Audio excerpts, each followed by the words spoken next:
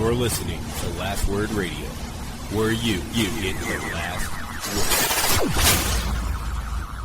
The following podcast is a W2M Network partnership production.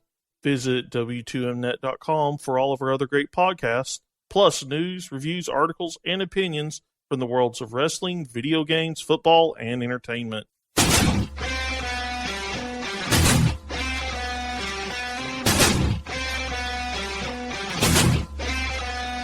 Welcome, ladies and gentlemen, to another episode of Running Wild Podcast. I'm your co-host, Rich. Alongside me, as always, my co-host, Runz.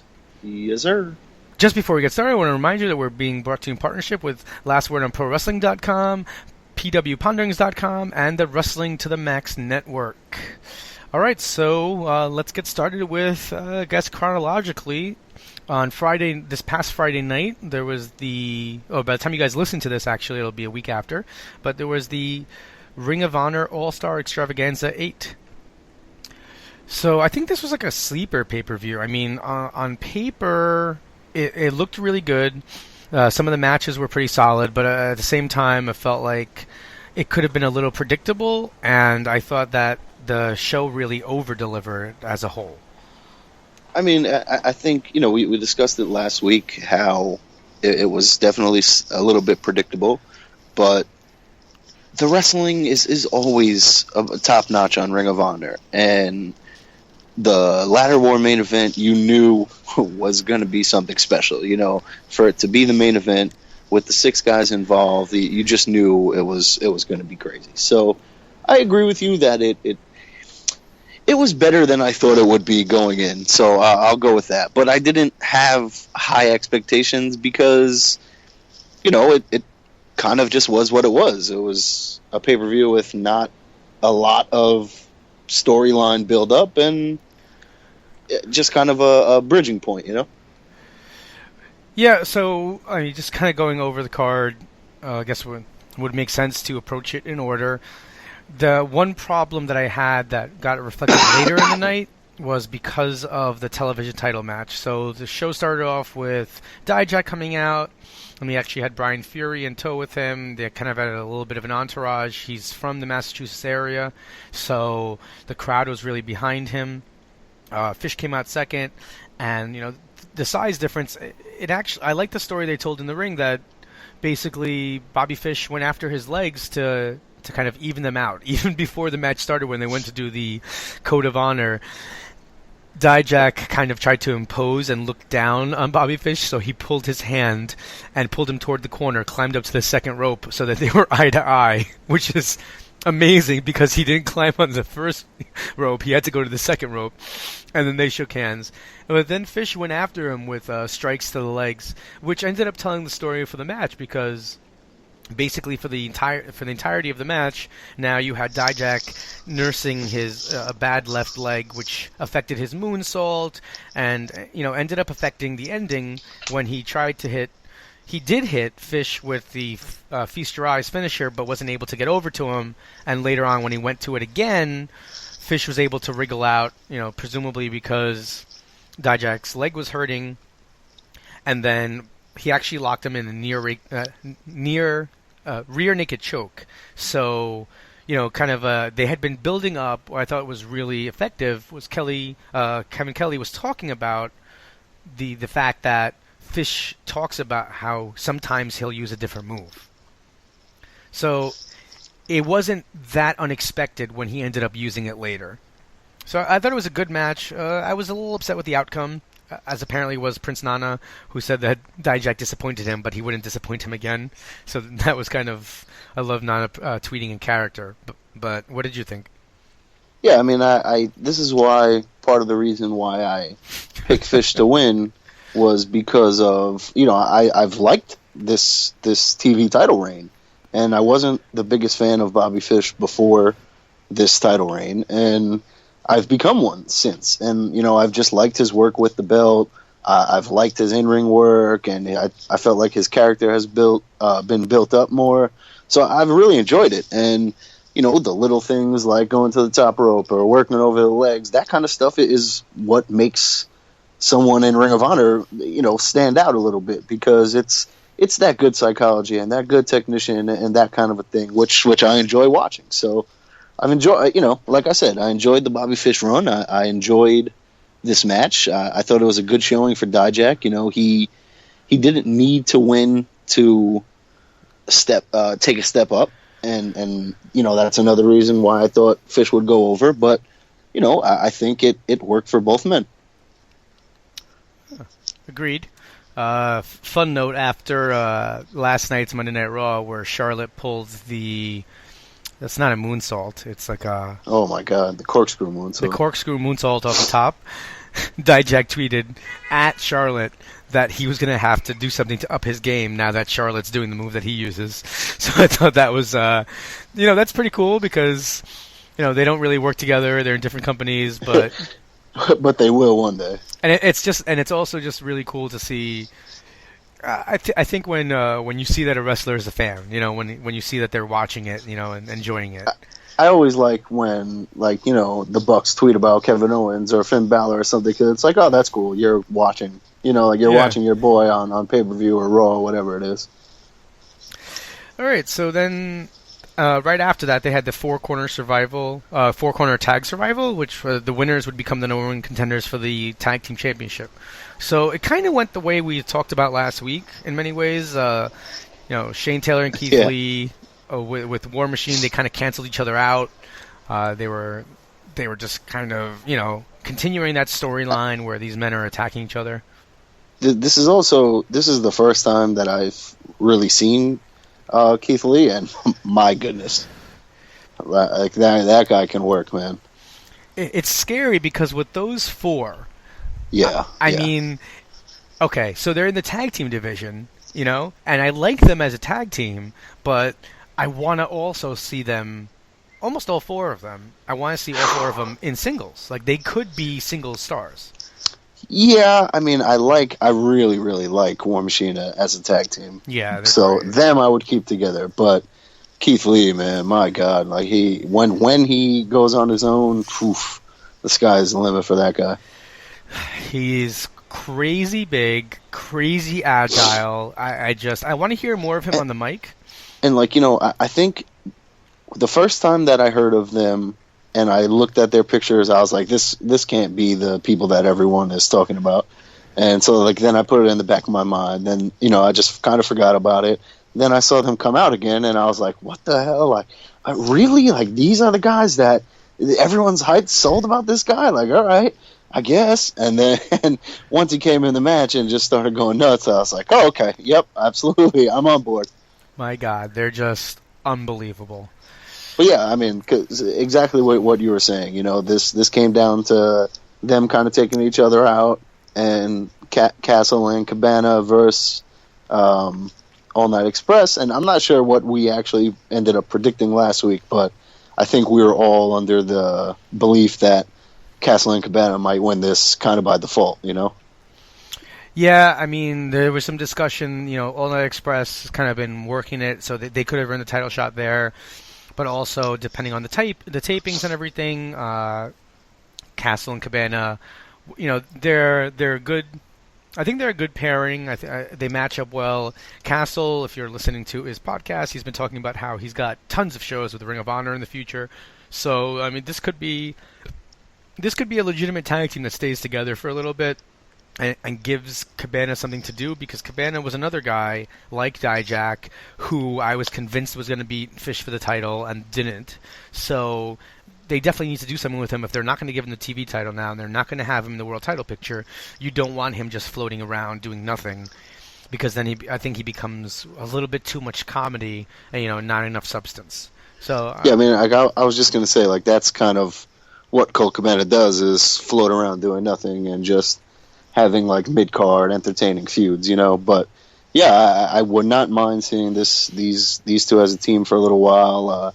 I think with the tapings they didn't have the match, but they like made another match, right? Like with the Briscoes or something like that. So yeah. It doesn't seem like they're going away. It wasn't a one weekend thing where they won the match, they got the title shot, now they're done. They wrestled together once or twice at the tapings. They set up a match down the line. So it doesn't seem like, that they're going away anytime soon. I think that they're going to get the title shots at Glory by Honor, which makes a little... I mean, it's in Chicago, so it'll be Colt's hometown. That's on, I believe, October 15th. So I think that, if we're going to see if we're going to see the title shot, I think we can see it there. Yeah, I definitely agree with that. And, in Chicago, they already have the beef with the Young Bucks. It was in Chicago where that kind of started. So, it makes perfect sense. All right. The next matchup was Kamatachi versus Dragon Lee. I'm sorry, who? Tamagotchi versus Dragon Lee. Thank you, Matt Taven there. So this, I've never seen them wrestle before, and I know that last week we had guest Chris Mikio on. He had said that these two have put on great matches in New Japan, and I believe in CMLL. This was, I didn't know what, I should have expected it, I guess, after hearing that, but my goodness, this was fantastic. Yeah, it throws me off a little bit when, before I've even seen two guys wrestle, that people are like, oh, this is the new Psychosis and Juventud or whatever the case. And I'm like, come on. Like, I remember those matches. And, like, so for me not having seen either of these guys, to hear that kind of thing, it throws me off at first a little bit. But I expected something good, and we got it. This was the best Tamagotchis looked to me. I'd never seen Dragon Lee, so this was a good showing. It was what it was. I'm looking forward to seeing where Dragon Lee goes from here. I can't remember what he did at the tapings, but I think he had a singles match with someone that I thought was pretty cool. I know he faced Bobby Fish.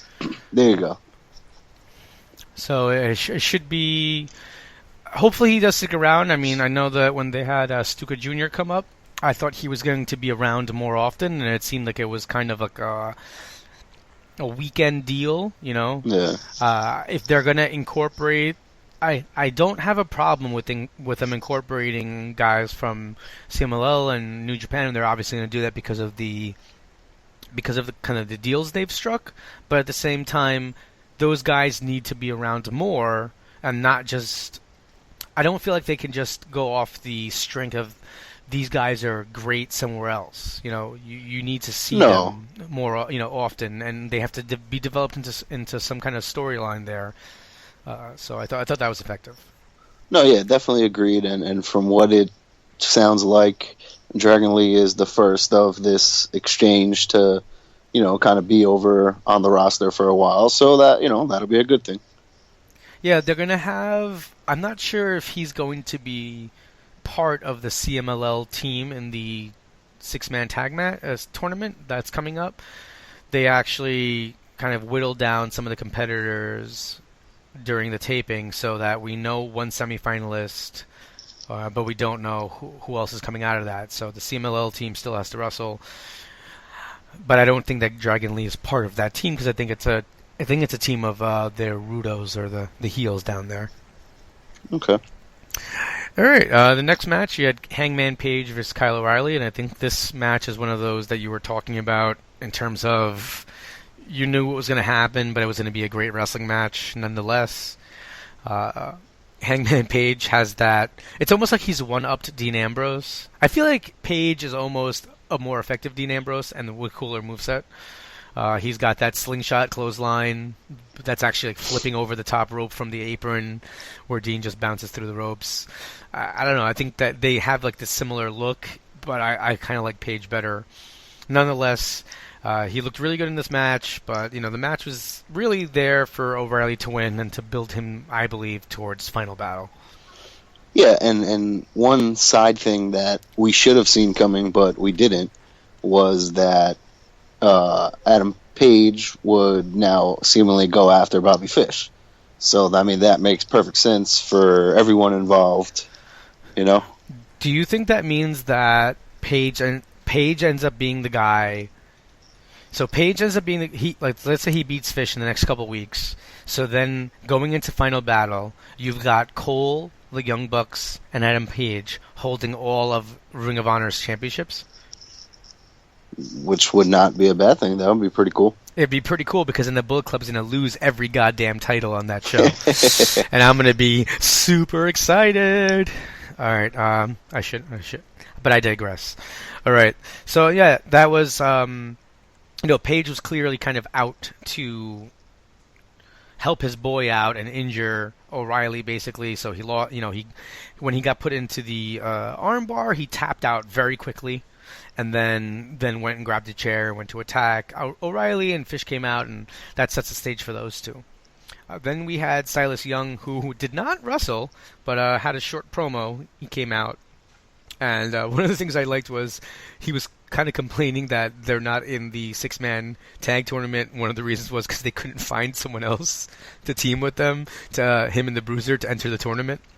So I thought that was pretty funny.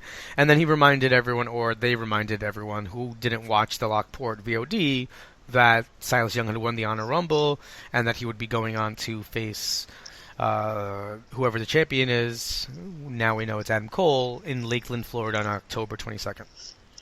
Yeah, I mean, it was a good promo from Silas. I didn't like the, I'm going to be the champion because you're clearly not going to be the champion, but, I guess it's just one of those things that you have to say it, so whatever. If you watch the VOD, though, so first of all, in Lockport, apparently it was very hot that day, so it was kind of like the Evolve 68 show that I was at, where the heat really influenced everything. Like guys climbing the ropes. Even I think there was a spot where I feel like Jay Briscoe was going to climb the rope, and his boots were slipping too much, and he was like, whispered to Mark, who was able to get a better footing on it.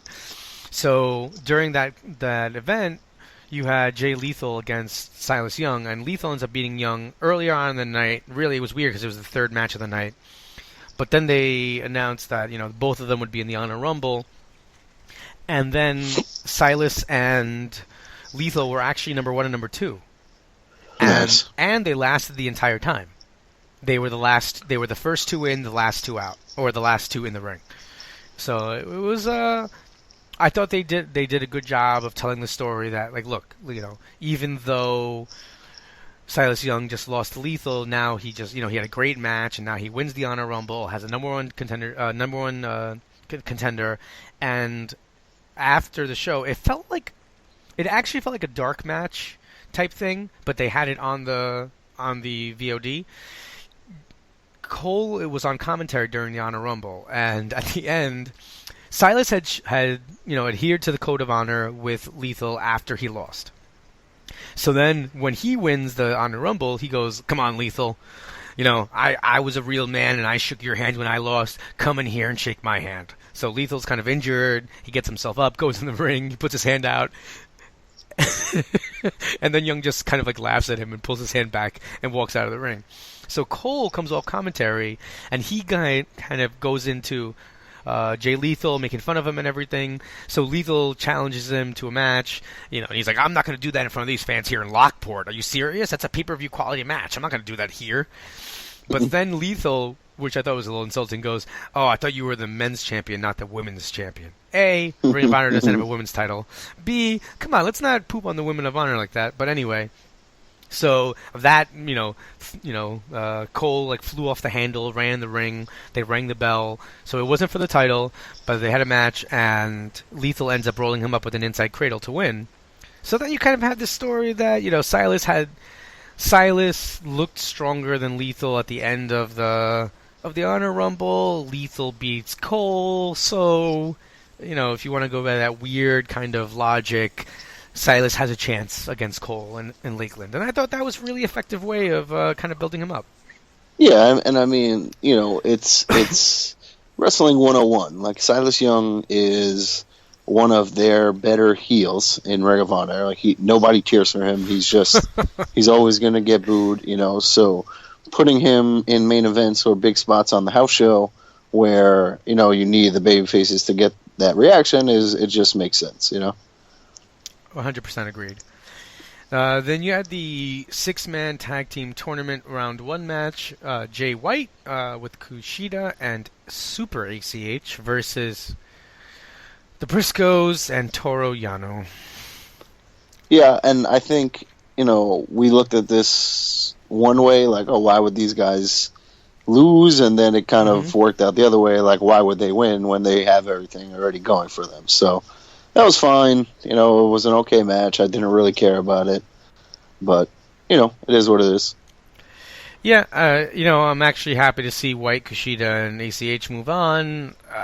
I don't like Yano, and it's weird because I like Cabana's comedy, I like Castle's comedy, I just don't like Toru Yano's comedy. Maybe it's because it always follows the same exact pattern. It doesn't really veer off. It's always, I'm going to take the turnbuckle off, and in Ring of Honor it's like, oh, I forgot I can't get it off, I need scissors. It's just like stupid comedy, like that. That's why. Like, I don't like the low blows and taking off. It's just, like Cabana and Castle are entertaining as hell. Yano does not entertain me. Very much agreed.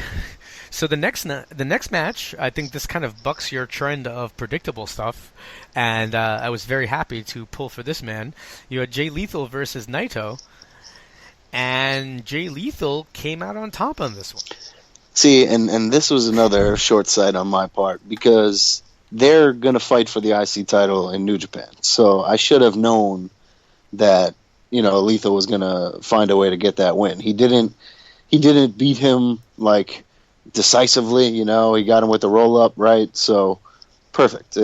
Perfectly fine. It builds their feud. It keeps them going. It gives them a reason to fight. So, I'm fine with that. Yeah, and not to mention, it was a good match. Oh yeah, although part of me felt like Naito didn't pull out all the stops. Here we go. I don't. No, I'm not the only one. I've read in other places that it was a good match, but it seemed that it wasn't the best they could have had. Yeah, exactly, and I think that's partly because this is the beginning of their feud. Like they're gonna have more singles matches and bigger singles matches, so you don't put everything out there the first time. You let it build. Yeah, no, totally. So actually, just Lethal did actually win with a. He did hit lethal injection. So it was a little. Okay. Yes. Okay. Then we had the world title match. You had Michael Elgin challenging Adam Cole, the current Ring of Honor heavyweight champion, for the Ring of Honor title. Yeah, and we missed this element last week, but they feuded for when they were the champion the first time in Ring of Honor. They feuded over the belt. I think Adam Cole actually took it from Elgin. It was the other way around. Elgin. So the first time Cole won it, Elgin because Cole took it from Steen, and then or whatever the case. Yeah. So, that was cool. Adam Cole getting his revenge. Another match I didn't really care about because Elgin was not winning. So I knew it was going to be a good match. I knew what it was going to be. I've seen them work countless times. So I knew what it was going to be, and I kind of checked out on this one. See, last week you and Mikio talked about how Elgin's knee had been hurt, and that's how he ended up losing the Intercontinental Championship to Naito, right? Mm-hmm. So they ended up continuing this storyline of his knee being hurt. My only problem with that is your earlier singles title match centered around the idea that somebody's knee or leg was injured during the match, and that stopped them from being able to pull off their moves and impacted the loss. And clearly it's a good way to make a guy look strong and just be like, okay, on this night he got a little injured and couldn't, overcome it to win the match. But to do it, if you're gonna have Elgin work that angle, and obviously, New Japan probably wants him to do that, right? So that there's a continuity in the storyline. Why do it with Dijak and Fish earlier in the night? It's a repetitive story that you have now. Well, the Dijak and Fish was just kind of in the moment, and Elgin was like a lingering thing. So, I don't mind that. It was like Fish was doing it to even the odds, and Cole was doing it to exploit, the babyface's injury. So, two different mentalities or psychologies going in there. But I don't mind it because it's real life. Like, if you watch UFC, like, everyone's going for the same rear naked choke or whatever the case. So, like, you're the guy is bigger than you. You're working it, and I didn't feel like it was overkill. I felt like it was two separate things, and it didn't ruin anything for me. Okay. When you put it that way, it makes me feel better about it, because my gut reaction was, this is too similar and it irritates me. Great, good match between the two. As I've said before, Elgin going to New Japan and coming back kind of reinvigorated him in my eyes, and I think a lot of the Ring of Honor fans' eyes. So it was fun to see him there. Like you said, the idea that he had beaten Cole for the belt last time, so there's that kind of backstory there with Cole being able to come out victorious and even the odds there. So, and it also sets up the fact that, maybe one day the two of them will have a third match kind of in a decisive manner for the title. Yeah, exactly. And, these are two young guys, and maybe their third and decisive match will be for the NXT title or something like that. But because I can see them both ending up there at some point in the near future. But, I don't know if it happens again in Ring of Honor, because at the end of the year, I think it might be the end of Adam Cole. But, whatever. I enjoy it while it lasts, and I'm sure we'll see it maybe in New Japan or some type of tag, something like that. I don't even like to think about things like that, as I'd be very sad to see these men, to see Cole leave Ring of Honor. And then that leaves us with Ladder Wars 6. Now, I think that we've been to one of them, or maybe two. I'm not sure. I can't quite put my finger on it. We definitely saw Steen versus Generico. Did we see them? But they had a tag match also. No, I know we definitely saw Steen and Generico versus the American Wolves. Okay. All right. So maybe we didn't see the... I just kind of like implant memories into my head, but... Yeah, I'm not sure if we were there for that or not. I have... 'Cause one of them was in Canada, but I don't know. Oh, yeah, I wouldn't go to Canada. No, I'm certainly not. Unless it's by accident when I go to WrestleMania 23 and accidentally book a hotel in Ontario. But now, I don't think I'm exaggerating, and I'm trying to kind of comb my memory banks. This might be, for me, the craziest TLC ladder match I've ever seen, with some of the things that these guys were doing. See, I wouldn't go that far. Like, the table's barricade? Exploding and that kind of stuff. Yeah, but like, people have done the barricade, and like, it was just a super kick and he fell backwards into it. It wasn't like a crazy power bomb or something, which, thank God, because I was worried about that spike the whole entire time. And, I said this to you, Saturday night or Sunday morning. Like, the entire time I was sitting here watching it live, I was nervous. Like, from right away when the Bucks had Christopher Daniels on the apron, and the way I saw the ladder hit him, I was like, oh shit, like, that busted him open. And whether it actually did or he cut himself, whatever, he was busted open, he was bleeding the rest of the match, and like, they're trying to go all out and all that stuff, and the table's exploding and like leaving these gigantic shards everywhere. It's like, somebody's gonna get hurt, and I don't want to see it. So once it was over, and then I could watch it again, and I was like, phew, everyone survives. No one gets hurt too bad. I know I can just sit back and enjoy it. I really did. And, I thought the Bucks were going to get the win. I throughout the match, I didn't really question it. Towards the end, when Tamagotchi came out, I was like, oh, God. But then once Jay White came out and he threw him through the table, I was like, okay, cool. Now everything is back to even, and I don't think they have the odds. So it's kind of weird that the one group who cheats all the time is the only ones who like didn't have somebody out there helping them. But I loved it. Crazy match. The 4 tables in a row, and Nick getting thrown off the ladder. There was a lot of just crazy spots, and go out of your way and watch it if you didn't.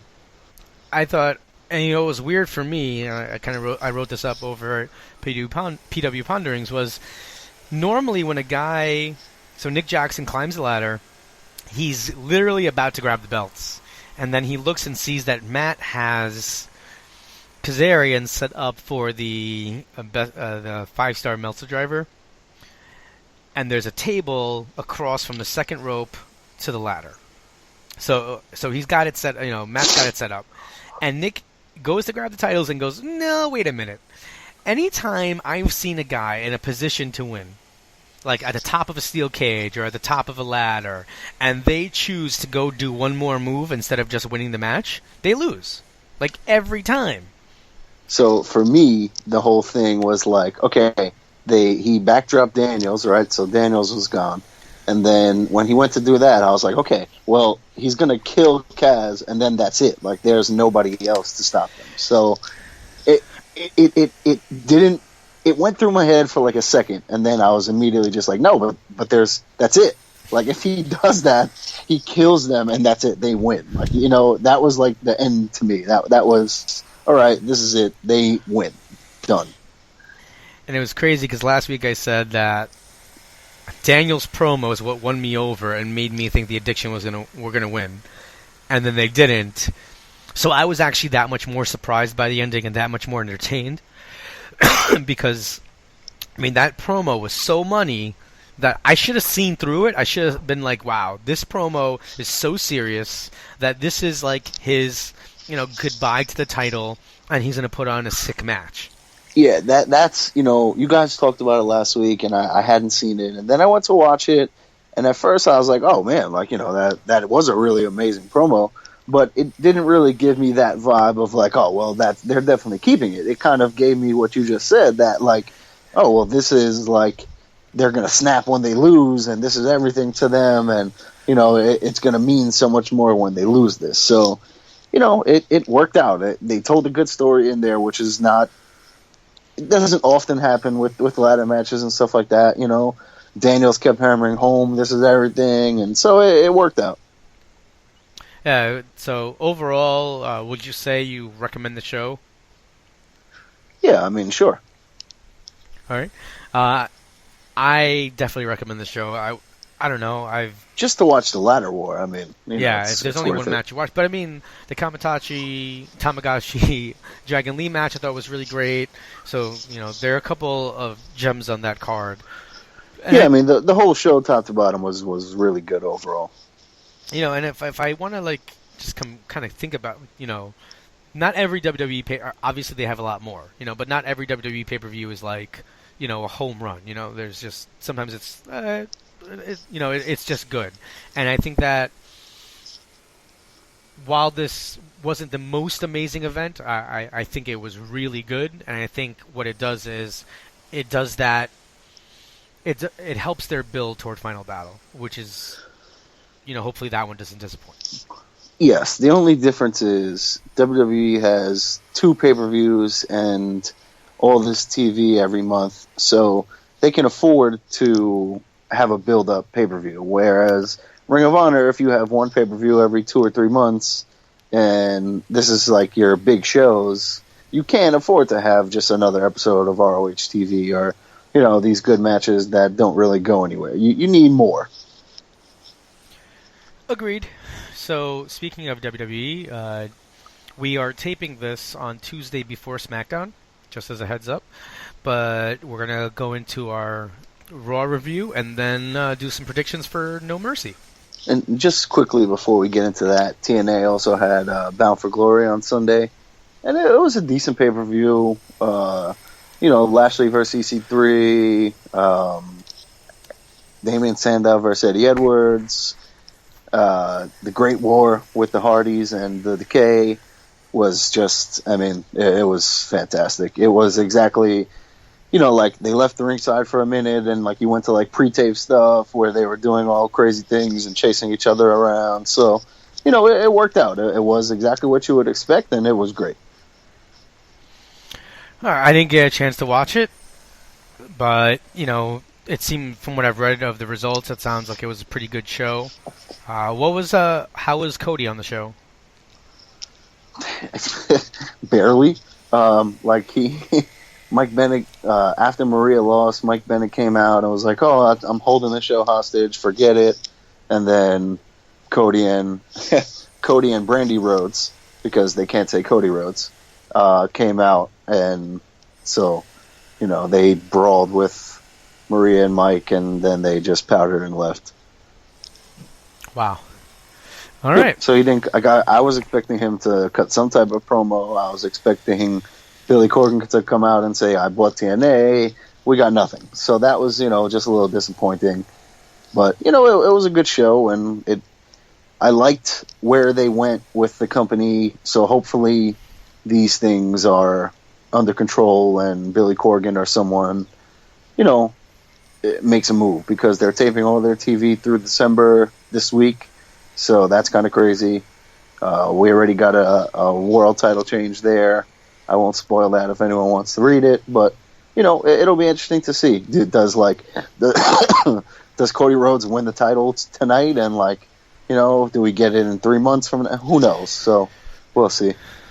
All right. So actually, just before, do we want to spoil the bet? Spoil the what you're punished with? Yeah, sure. Go ahead. Okay. So before we get into WWE, we did make a wager during for the last pay-per-view that Runz thought that Kendrick was going to beat TJ Perkins for the Cruiserweight Championship. I was just a week late because he won yesterday, but that's okay. But he didn't win the title. I know. Even though they announced it was for the title. Which is weird. So, if it was for the title last night and Kendrick won, I was going to protest this thing. No, I was right. Look, even though I still think he's going to win at the next pay-per-view. Anyway, continue.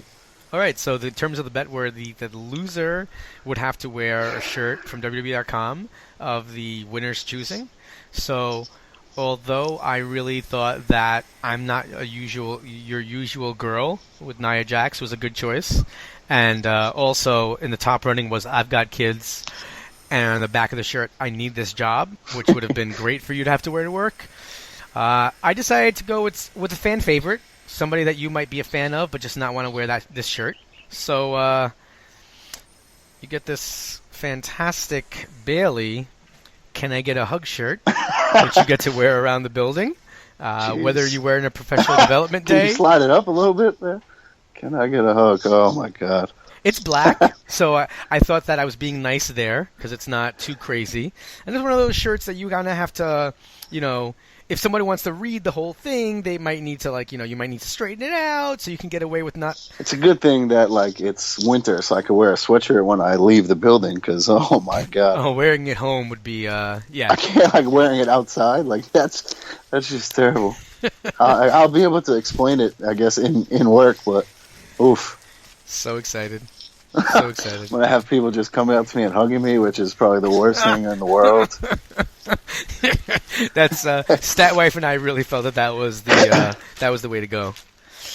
I last week I said I had a feeling, and I thought that maybe you bought the R-Truth and Goldust Stepbrothers painting shirt, because that would just be absurd. So what the hell are you wearing? So actually that helps us transition well, because what the hell were they thinking last night on Raw? Because we're not going to talk about this unless I bring it up now.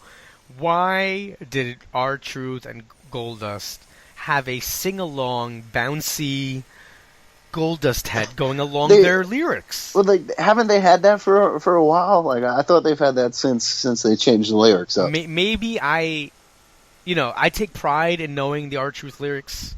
Because it's just for you. He changed the words, so now it's for you to get used to. I guess. It's funny because I thought about the shirt, and that's the only reason why I thought about them. And I was like, wait a minute, wasn't that a thing? Weren't they trying to make this a little tag team, and now they're just gone? But yep, there they were, and thankfully they lost to the Club, which we have squash matches. I guess we had one later on with Sheamus and Cesaro, but we have squash matches for everyone. Why aren't the Club getting a squash match? Squash matches we don't need to see them every week for Braun Strowman anymore. But if they're going to use them how they did for Bayley last week, when like, all right, she lost 2 matches in a row, let's give her that's genius. Yeah. That's exactly what you need to do, so that's perfectly fine. And I guess R-Truth and Goldust are a squash match at this point, but whatever. It was good to see the club get a win, have a little mean streak, and they said they weren't done coming after the titles, but like, what the hell? I don't want to see them unless they're going to win. Yeah, it was just weird how I felt the announce team was talking about how like these guys are dominant or things like that, and I was like, well, in Japan. Yeah, like, have you guys not been watching the same product that we've been watching the last couple of weeks? Like, this is how you should have been selling them when they first showed up, not like not 3 months after we've been seeing them lose.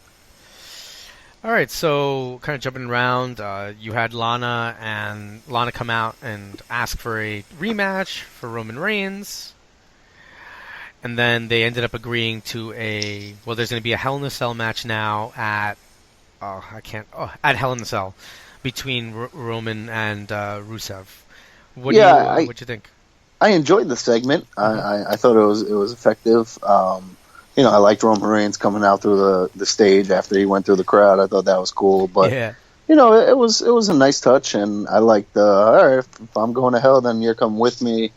It makes sense for the Hell in a Cell pay-per-view. I wonder if maybe Rusev gets his belt back, but I don't think so. Yeah, me neither. That's why I'm kind of. Although I like the family thing yesterday too. Like no one has ever held this title. I thought that was a nice touch. Mm-hmm. And I did like Lana's retort where she was like, "Family? You talk about family, but you're attacking my family." And I thought that was. I was like, "Hey, yeah, Roman, what the hell?" She said something else too, where she was just like, "Yeah, whatever," and like just like brushed him off, and I was dying. So, my only thing with this is I'm not the biggest fan of Reigns, so sometimes I'm just not as interested in the whole thing.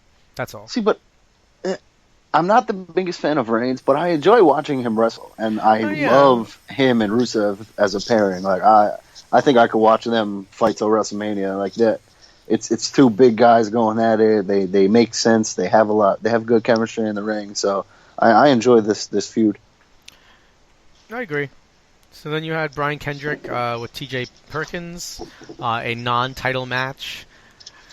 I thought it was a little odd to have this match so quickly. I felt like you could have had TJP versus somebody else, and then Kendrick beat somebody, and then say, I deserve another. I don't know. Yeah, I like their, if Brian Kendrick is the number 1 contender, of course, no one else has interacted with TJP since he became the champion. So, I'm still not sure what their feeling is on TJP, if he's just he won the tournament, so now he's the champion, and he's going to lose it to Kendrick soon. But I don't know. I like the entrance. I like his video game stuff. That works. But I don't know how behind him they are. Are they selling that Mega Man TJP shirt already? Because I don't think so. I saw someone wearing it, so maybe they just took the logo and made it on one of those He sites. might. He might. He might. Have been selling that. Because it's so cool. Nah, I do like that. But speaking of so cool and mega, I think they are I think Tony Nese earned his spot in WWE last week, and it's kind of cool. Because he was a last-minute addition to the Cruiserweight Classic. We were at his Evolve match when he won his way in, and he was out early in the Cruiserweight. Now he got a chance, and he looks like a WWE wrestler. He's a jacked-up freak of an athlete. He's a premier athlete, and all that. But last week he killed it in the match with TJP. And he got another match this week. He got a win. I think they really like him. Yeah, I thought he did a good job of his character is that he's kind of like a dick and he just doesn't like other people. I kind of enjoy that. I thought the comment that Rich Swann is like a second-rate Amber Rose was kind of ridiculous.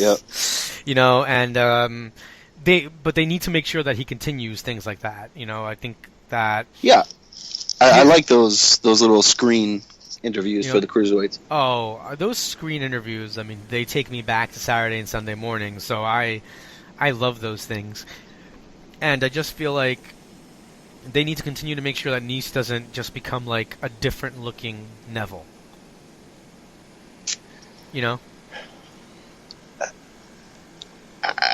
It's I don't know, like when it's funny when you said that. Like I've never really thought about them in the same light. Like Neville, they look similar, like with their jacked up, and their ability to fly. But Neville is still more of that high flyer for me, and Nice shows a little more power and aggression. So I like that. True. I'll quickly mention Braun Strowman defeated another jobber. They're like, and they basically ask him, "What are you going to do next?" Yeah, I like that when he was like, give me some real competition, or I'm just going to destroy this show. I thought that was good. He needs some competition. The crowd kind of popped for it, so I don't know if they're going to run with that or just kind of leave him where he is. But hey, man, yeah, I like it. I'm enjoying Strowman.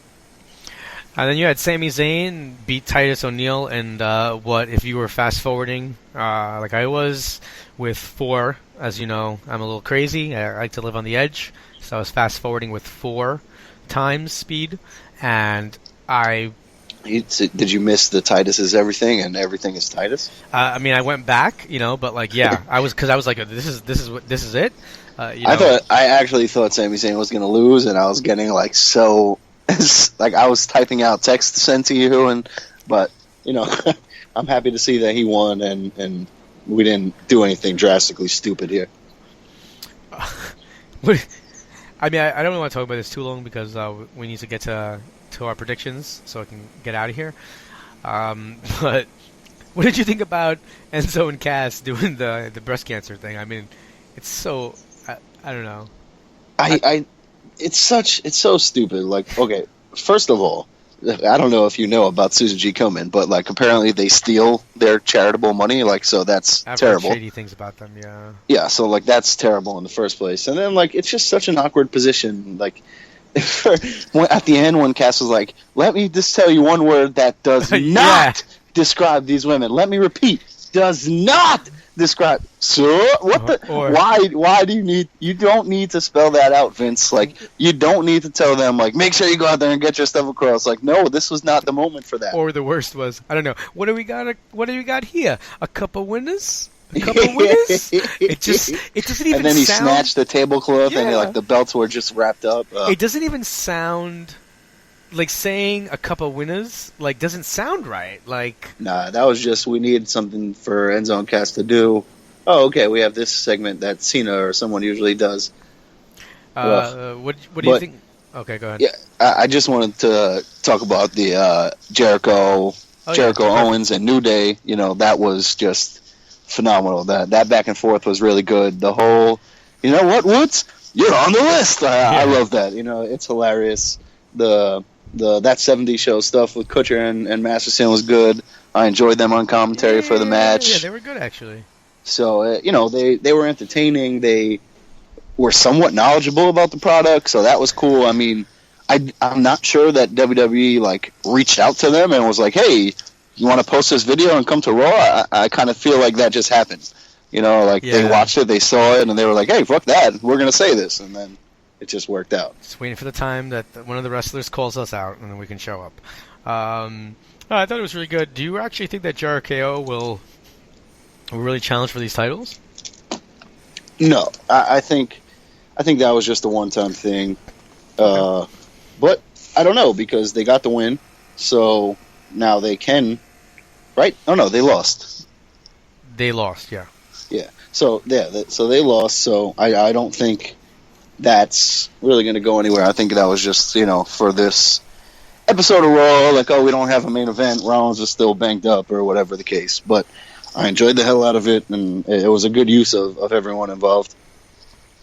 I'm in complete agreement. So then, last thing we'll mention quickly before the main event, you got Cesaro and Sheamus. The battling partners, we don't like each other. My favorite part about it was when Cesaro threw the suitcase out of the car, and Sheamus is like, "You cheeky bastard." But I want, and they better give me, an episode of Ride Along. Just put them in a car, driving to the next town, and film it. What the hell? Yeah. You know, like that's just let them be angry and play their characters the whole time. I think that would be entertaining as anything. But at the same time, I'm going to say that I disagree with you on that, and they should just do a clip on Raw of them being angry in the car, because the whole thing with Ride Along is it's supposed to be like a peek behind the curtain. It's, people being real. So it's a peek behind the curtain of two guys who don't like each other and are being forced to team. Yeah, but they're probably bros, and then to me it sullies the so name of Ride Along. On the last episode of Ride Along, it was Charlotte and Ric Flair, and at one point they didn't talk for 25 minutes. And then it was Saxton, Cole, and JBL, and they left Byron Saxton at a road stop, and they just shit on him the entire time. So, like, I would love to see it, because that ride along was complete kayfabe. JBL and Michael Cole were like total assholes, shitting all over Byron Saxton, like just making fun of him living at home and like waving a cowbell in his ear, and then leaving him at the rest stop. Like, come on, And then Byron's walking around like, "Have you seen Michael Cole and JBL?" I'm not gonna lie to you. I believe that JBL and Michael Cole are really like that. I haven't watched the episode, but I don't know. That part wouldn't shock me, but like they were like screaming at him to pay the toll, and like it was, you could just tell it was at times like a little too turned up. But I would love Sheamus and Cesaro arguing the whole time. "No, go here. No, make this turn. Oh, let me drive," and just. That would be hilarious. Arguing over the radio, arguing, whatever. All right. And then we got the main event, which was Sasha challenging Charlotte for the women's title. Well, and what's weird is I'm being a little nitpicky. My wife and stat wife looked at me like, calm down. But I don't like that they call it the Raw Women's Champion, in that it was not the Raw Women's Championship. It was the Women's Championship, and SmackDown is the SmackDown Women's Championship. I know it's like I'm pulling at hairs, but I think there is something to be said that the Women's Championship kind of has that attachment to the lineage of the proper women's title, where the SmackDown was like newly created. So I just don't like but that. They have that for everything. It's the Raw tag team, the SmackDown tag. They just are clarifying on both shows. I'm just being a little bit of a stickler. Yes. All right. So. Yeah, I mean, I love that they were the main event. I love that they got a good amount of time. I like Bayley taking out Dana in the back. Once that happened, I wasn't sure where they were going. Is Charlotte going to win on her own, or is she going to lose because no one's with her? But being the main event, I kind of felt like this was going to be another Sasha moment, and we're going to have that. So, hey, if they took the title off her because she was hurt, and now she's healthy, and they know she's healthy, I'm perfectly okay with all right, well, let's kind of redo this, But okay, so then what happens in 2 weeks? A rematch? Considering how often... why not a Hell in a Cell? Okay. If that's what this leads to, then I'm fine. If this leads to just a regular rematch between these two women, then I feel like you should have saved the win for the pay-per-view. Yeah, I think that would be a little bit dumb if they just do another regular match, because this feud has been building for 3 or 4 months. So, I think this is one feud that you can use that Hell in a Cell and effectively, and, they were the main event, and so you're pushing the women more and more into that spotlight. Am I wrong here in saying that so I would have been happier if Charlotte takes the belt and gets counted out. And then the main event of Raw? I know that but listen, there's a count out, right? Somehow there's a count out, maybe even a double count out, whatever. I want the match to end like that. And then next week, Sasha's like, you know what? I want to make sure that you can't get out of this again and that nobody gets involved. Let's do a Hell in a Cell.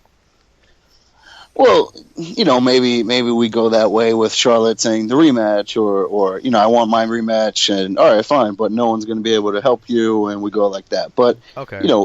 If the men go to a no finish in the Raw main event, it's a problem. So like for the women to be the first main event in 12 years and the second one ever, like that would have just ruined it if they just did a no DQ or something like that. Wait, did Sasha not win it in the main event last time? No, that was just a match. Okay. The last main event was Trish and Lita. So, all right. So that was Raw. So let's head into the predictions for No Mercy, and then we'll call it a day. All right. So right now announced, we have. I'll start from the bottom. Well, this is how they have it on the website. SmackDown Women's Champion Becky Lynch versus Alexa Bliss. Yeah, I don't think Alexa gets the win here, but I think this will be a good match. This will be a cool spot for her to earn her spot, and I'm looking forward to it.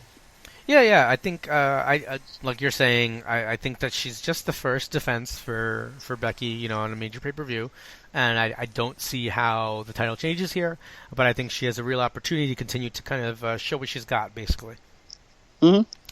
All right, then we have the SmackDown Tag Team Champions, Heath Slater and Rhino versus the Usos. I don't see how. I felt like this is what we were building to, allow Heath Slater and Rhino to be the weird tag team that gets the distinction of being the first SmackDown Tag Team Champions ever. But in the end, the Usos were going to take the titles off of them, and I don't. If they don't pull the trigger here, I don't know what their plan is. No, yeah, I'm in complete agreement with you there. This is the Usos have been fantastic since turning, and this whole storyline I've really enjoyed. So I'm looking forward to the Usos winning and then Alpha challenging and going from there. Heath Slater and Rhino have been great. They've been entertaining. So, whether Rhino has to leave for the campaign trail soon or whatever, whether they're still a tag team, that's fine. I completely forget sometimes that's a legitimate issue. Right? Like, oh, guys, I gotta go campaign. Gore! Like, it's just so weird. His campaign should just be like some guy dresses up as his opponent and he gores him. Or there's a criminal going to rob someone and then, he gores him and he's like, Rhino's tough on crime. Yeah, Rhino gores the criminals. All right, sorry. IC title match, Miz versus Dolph Ziggler. IC title versus career. Yep, Ziggler loses. He must retire. He can't go to SmackDown. He can't go to Raw. He could go to TNA, I guess. And, we discussed this a little bit off air. Like, I don't think there's any way Dolph Ziggler loses this match. If he's really leaving, then I don't think you end his career on WWE and then you allow him to go somewhere else and play off of that. So I think they would just kind of write him off or have him disappear like they did with Ryback or Barrett or any of those guys. So I don't know. If he loses, I'll be stunned. But I've loved this promo, this program. The promo that they had last week on SmackDown was awesome. So I'm really looking forward to it. They definitely built some intrigue either way with the career on the line. So it'll be good. Yeah, I guess it was weird because I know that Ziggler's doing other things, so there's a part of me that was like maybe he'll lose and go and do his stand-up and not wrestle for a while. But I guess through talking through our conversation, it made me realize that you're probably right, and he's not going to go out that way. So I look for Ziggler to win here, hold the IC title, and hopefully. Has he had a run with the IC title before? He has, right? Or Dolph Ziggler? Yeah. Yes, probably 4 or 5. Okay, I figure. So what I just wanted to say was I hope that this one means something. I think it has to because The Miz has done a great job of reestablishing it, and for Dolph to have this whole program and have to put his career on the line and all of that, I think we're heading towards a good run. Agreed. And then we have Randy Orton versus Bray Wyatt. I don't care. I guess Bray Wyatt wins? I don't know. Bray Wyatt wins. I don't care. Is Bray Wyatt going to win? That's the problem. I'm going to say Halloween's coming, so yes. I hope so, because if they do this whole thing just for him to lose 2 or 3 times to Randy Orton, it's like, come on, what the hell? Follow the meaningless match.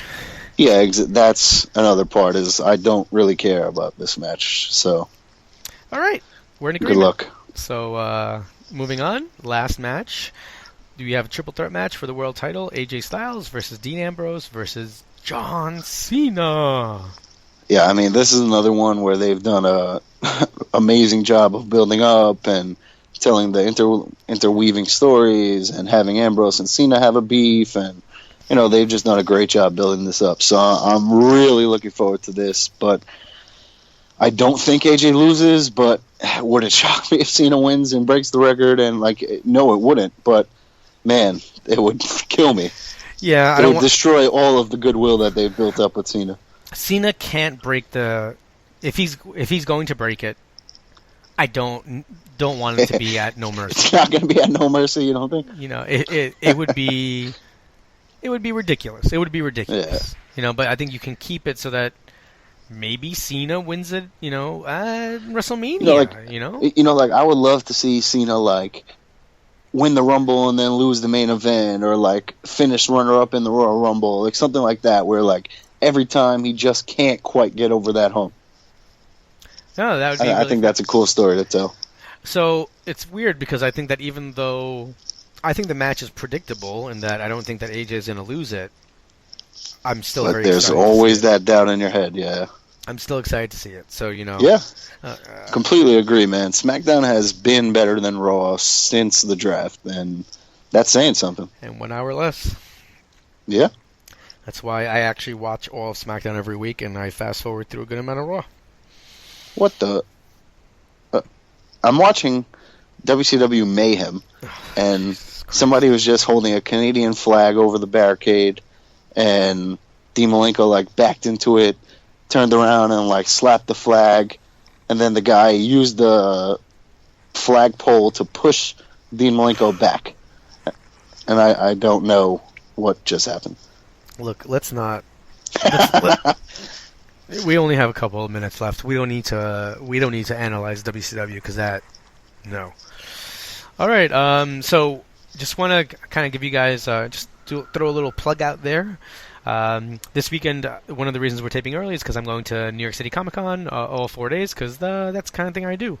While you guys are there, you should check out a stand number 775. It's Headlocked. It's a comic book that is about wrestling. And actually, Jerry Lawler is the artist for every front cover for this. So we're going to actually get a word in edgewise with the creators this weekend, and hopefully also get a word in with Mr. Lawler, and we'll have that on the podcast up for you guys next week, so keep an eye out. If you're in the New York City area, make sure you stop by the booth. You're going to Comic-Con. It's number 775, Headlocked. All right, ladies and gentlemen, we're here with Mike, the creator and writer of Headlocked, a wrestling comic book. Mike, thanks for joining us. Hey, man, thanks for having me. So where did you come up with the idea to create a wrestling comic book? I know that some of the background is that you didn't want to just create something that, in former works that have come out featuring wrestlers have been kind of unrealistic. Yeah, I was a wrestling fan, a comic book fan my whole life, and every time a wrestling comic would come out, I would go to the store, I would buy them, I would be invariably disappointed. Undertaker fighting demons, Kevin Nash as Blade Runner, or not Blade Runner, as Mad Max, Ultimate Warrior stripping Santa Claus naked, all that stuff. It wasn't what interested me as a fan, I like wrestling, I want to watch wrestlers, I don't, if I wanted to watch, Undertaker, if I wanted to watch Mad Max, I'd watch Mad Max. I don't need to see Kevin Nash as Mad Max. So, it just, over the time, it occurred to me that no one was ever going to make the wrestling comic that I wanted to read. So I just created my own.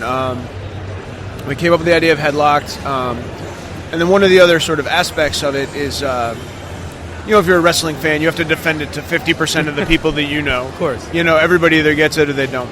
So one of the things I thought I would try to do with the book is sort of let people who maybe aren't wrestling fans see wrestling through my eyes, and see it for, an art form.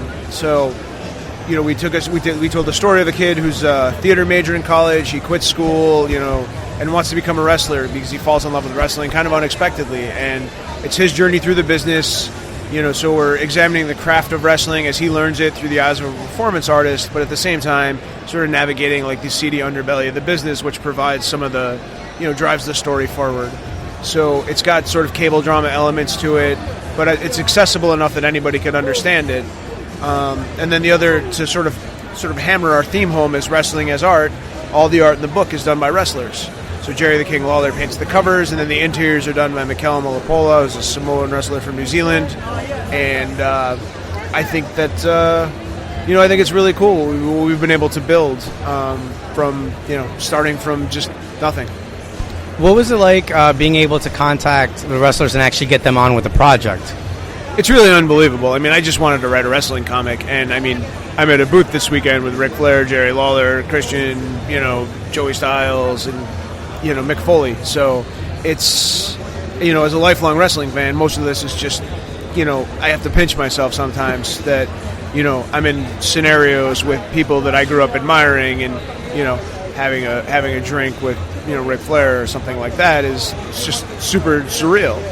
And the wrestling business has been very good to me. I know people have a hard time with it sometimes, and they give it people crap on it or whatever, but the wrestling business has been amazing to me. All these guys they like what I'm doing. A lot of them just discovered me at Comic-Cons that they were attending as fans, and they were like, hey, what can I do to help? And, so, I mean, now I'm at a point where, AJ Styles is WWE champion, and he's written a story for my book, and Rob Van Dam, and, I've had like 4 Hall of Famers do things for my book, and, I always feel super blessed and to be where I'm at, and to have the success that we've had. We got a long way to go still, obviously. I mean, there's still a lot of people who have no idea that we exist. We sort of don't exist in comics, and we don't exist in wrestling. We're sort of in this sweet spot in between. But, I don't use Diamond. I do everything myself through Kickstarter and whatnot, because comics is such a superhero-centric business. So we sort of don't exist in comics, but then, we're not doing a WWE-branded thing, so we sort of don't exist in wrestling either. So it's this weird spot that we occupy, but it's gone really good, and I think the name is starting to get out there, largely due to things like Comic-Con and stuff like that. I know last year at San Diego we had the Young Bucks and Finn Balor and Kevin Steen and myself. We all took a picture together that ended up being, making its rounds on the dirt sheet. And, when CM Punk walked out on WWE with the belt and they did that whole angle, he showed up to crash the WWE panel, and then he came to my booth, and then he left. So, like, that sort of stuff builds, the name. It starts to develop some sort of, awareness, and it really just helps us. And that's how we've been able to sort of build what we've been able to build. And I don't know, it's really a dream come true. How many people would you say that have read the comic book that aren't wrestling fans have been a little bit turned on to the product because of what you guys brought them? The one thing I think I've definitely got people from comics. The line I always tell people is, you don't watch boxing, but you can enjoy Rocky. And that's kind of how I feel about Headlocked, where, sometimes the term wrestling comic can be sort of off-putting, I guess, but it's a drama. And like I said, it's accessible to everybody. But yeah, there's been a lot of people who've be like, oh, I never really thought about wrestling that way before. And, sometimes it's just something you see a million times and you don't necessarily think of it a certain way, and then it just clicks. And we're hoping to do that. The thing that I think I'm most proud about is that I am a ton of people's first comic book. A lot of times when people come into, if you go into a comic store for the first time, you're looking for Superman, Spider-Man, you're looking for characters. It's not a creator that necessarily draws people. And I'm not that people are coming for me, but they're coming for my book. And, I've sold a ton of books to wrestling shows to people that have never read comics before, and that have actually gatewayed into reading comics because of it. So there's an extreme example of a guy who got so into comics he doesn't even watch wrestling anymore. It's a weird journey we take people on, I guess. But that really makes me happy that I've been able to, obviously anything in print and whatever is a tough deal these days, and I feel sort of happy that very happy actually that I've been able to get people to, to try that and to, try to expand comics in a different way. from an angle that's not currently being touched. I see that you're wearing a Catch Point shirt. So I'm wondering, what do you watch now yourself as a fan? I watch everything. I love wrestling. Like, I love Lucha Underground. That's one of my favorite things.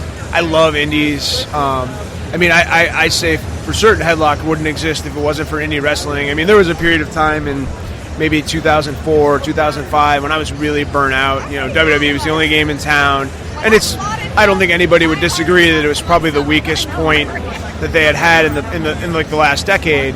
And I discovered Ring of Honor, and through CM Punk and Samoa Joe's series of matches, and through that discovered Shikara and all the other indies, and that totally changed my entire relationship with wrestling, and that's what really made me the real push for me to do Headlocked. So I like Evolve. I watch a lot of Progress. I watch some Japan. I mean, I really watch anything. I think there's value in everything. I think if you like your wrestling one way, I don't know, you might not be a wrestling fan.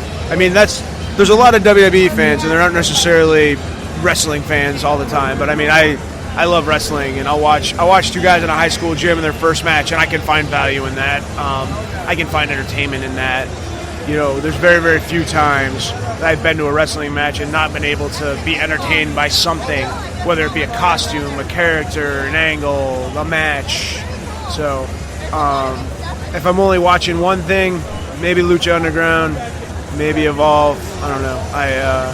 I definitely appreciate some of the more technical aspects of ground-based stuff. So, do you live in the New York area? Yeah, I live in upstate New York, Albany-ish. So I don't have a lot. I don't have anything in my town per se. We used to have 2CW, and they closed down, which is very sad because it was a great, great promotion. But I'm 3 hours from everything. I'm 3 hours from Beyond. I'm 3 hours from Chikara. I'm 3 hours from Evolve. So I'm on the road all the time, going to shows, selling my stuff. I can do it at Wrestle Pro, Jersey All Pro. Like, there's so much good stuff around. So I can get out to everything, and that's how I make a lot of contacts now. That's how I meet a lot of people, and that's how I just sort of keep. We build our name one reader at a time. Are you going to be at any upcoming shows after the con?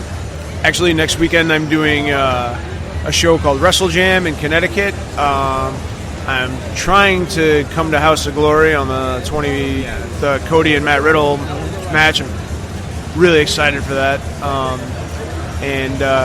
Other than that, some of it depends on how the books are going and how much sometimes I have to stay home to actually create the product. I can't be selling all the time as much as I'd like to, but I try not to plan that stuff too far out unless it's something I might not get space for, like a King of Trios or whatever. So most of the time I can just call somebody up now. I mean, most of them know me, like, hey, can I come to this show? And they'll be like, yeah, it's cool. So that's the other thing that really makes me kind of gratified is I've been in a lot of locker rooms, and I can just go in a locker room and people will be like, get that guy out of there, And it's cool to have that level of respect with people that you respect what they're doing. So it's been a wild trip, man. Wild trip. Excellent. Where can anyone listening or reading this find your work? Everything's on Headlock Comic. It's our website. It's our Twitter, Facebook, all of that stuff. Instagram. You can find us there. It's all run by me, so I'm usually pretty good about interacting with people, and people have questions or comments. I also try to give advice to people who are trying to break into comics, because I made every mistake in the book, and I've learned from them, and I think we've built a pretty good thing. So, for people that are trying to break in, I try to, give people advice if they want advice. Sometimes they don't want to hear it, but, nobody does you any favors by sugarcoat stuff. Just like a true ring veteran trying to help the greenback coming in. Come sit at the learning tree, brother. All right, Mike. I just want to thank you so much for joining us. Really appreciate it. Yeah, thanks so much for having me, man. I'm always grateful when people support what we're doing.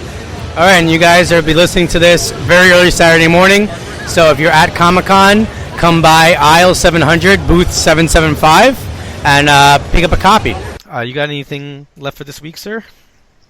No, that's pretty much it. All right, so I'm going to head into the final plug. So, if you want to follow Runz on Twitter, go over to Running Wild LWOS. As I say every week, the fun stuff that people follow is him. Anything that's annoying and lame comes from me. If you want to follow me on Twitter directly, you can follow me at Rich_Laconi. You can email us at runningwildpodcast@gmail.com. Send us your comments, your questions, anything you want. Even hate mail. Go ahead. Any mail at this point is good mail. It's like when you're 18 and you get credit card offers. You're just excited that you're getting mail. It doesn't even matter that years later you'll feel that they're trash. You can find us on iTunes. You can find us on SoundCloud. You can find us on YouTube, Spreaker, and Stitcher. So wherever you get your podcast fix, you can find us there. And with that all out of the way, and Run's getting a little bit tired of the spiel, I just gotta take a piss. I just want to remind you guys that you have been listening to the podcast that is just too sweet. All right, bro. All right, take care.